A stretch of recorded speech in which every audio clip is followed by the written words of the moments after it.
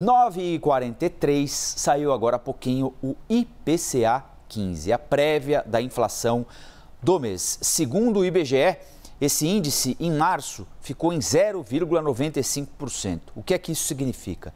Significa a maior variação para o mês desde o ano de 2015.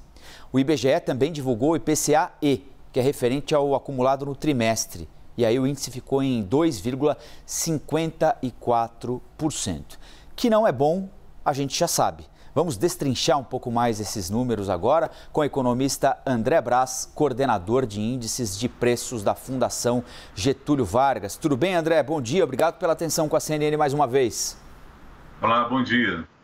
André, então, nunca houve tanta inflação para o mês de março desde o ano de 2015, mais de 2,5% no acumulado do ano até agora. A gente já pode concluir que as coisas não estão lá tão bem quanto a gente gostaria, vindo de um ano passado em que a taxa de juros foi aumentada como há muito tempo não acontecia, exatamente para combater a inflação. Por que esses dois movimentos não estão conversando, André?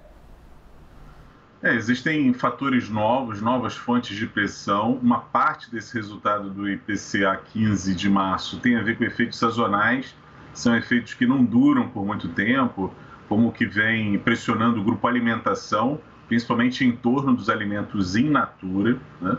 E a própria taxa de juros. A expectativa é que no segundo semestre ela consiga, de fato, contribuir para uma desaceleração mais forte, né, dos índices de inflação. Há efeitos novos no radar, como esse conflito geopolítico que mexe com o preço dos combustíveis.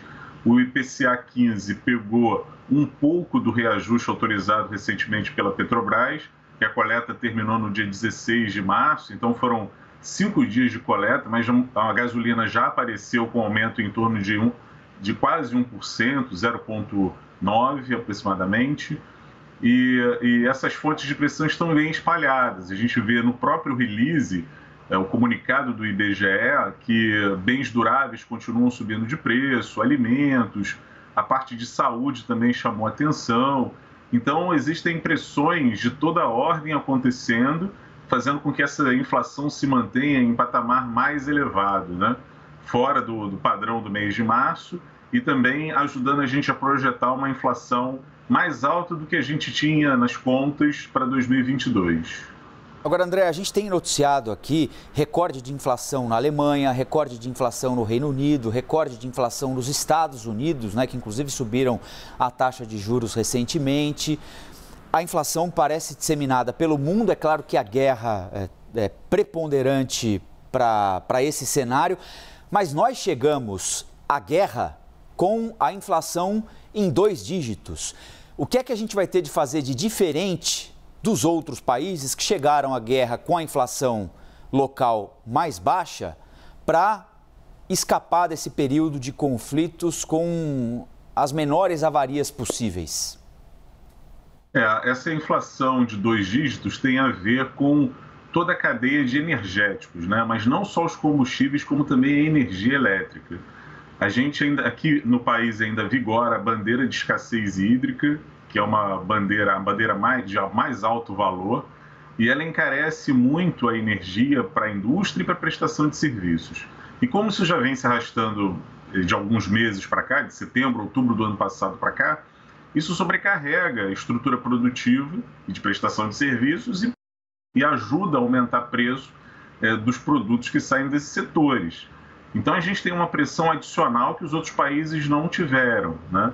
Além do que a nossa moeda também agora se valorizou um pouco, mas ela acumulou grande desvalorização.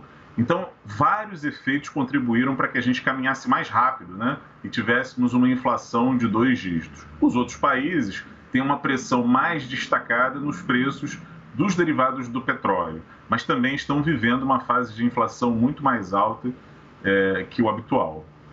André, a Priscila Asbeck, nossa analista de economia, quer te fazer uma pergunta também. Oi, Priscila, bom dia. Bom dia, Colombo. Bom dia, André. Obrigada pela entrevista. André, uma discussão importante agora do momento é a questão da alta dos juros, né, da taxa Selic. Então, ontem até algumas declarações do Banco Central apontavam para uma proximidade do fim do ciclo de alta, né, com a Selic indo a 12,75 dos atuais 11,75 e terminando o seu ciclo de alta nesse patamar. Queria que você trouxesse a sua avaliação sobre o quanto que você acha que essa alta forte dos juros está ajudando a conter a inflação ou não, e o que esperar, então, de medidas do Banco Central em relação aos juros daqui para frente? Existem choques externos que a Selic não vai ajudar a conter os efeitos dessa guerra, desse conflito, principalmente sobre o preço de alguns alimentos, né? A gente viu quanto o trigo subiu de preço nos últimos dias, e isso pode trazer e vai trazer novos aumentos aqui para farinhas, pães, massas, biscoitos. Então, existe um limite para a própria política monetária conter o avanço desses preços aqui no Brasil. E à medida que a Selic também avança muito, ela não contribui para a retomada da nossa atividade. Fica mais difícil, leva mais tempo para a economia retomar daqui a pouco.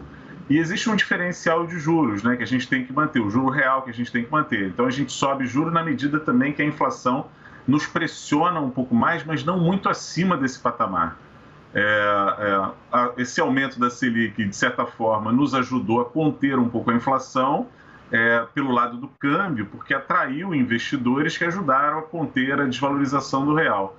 E o real, do início do ano para cá, já se valorizou quase que 11%, ou um pouco mais do que isso, talvez. Então, de certa forma, isso nos ajudou, né?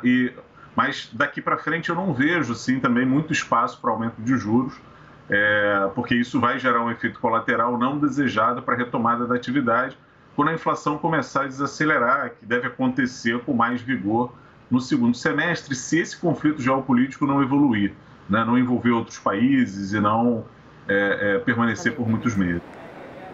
André Brás, economista, coordenador de índice de preços da GV, a Fundação Getúlio Vargas. André, obrigado pela entrevista, boa sexta e bom fim de semana. Até a próxima, hein? Eu que agradeço, um abraço para você. Tchau, valeu. Tchau.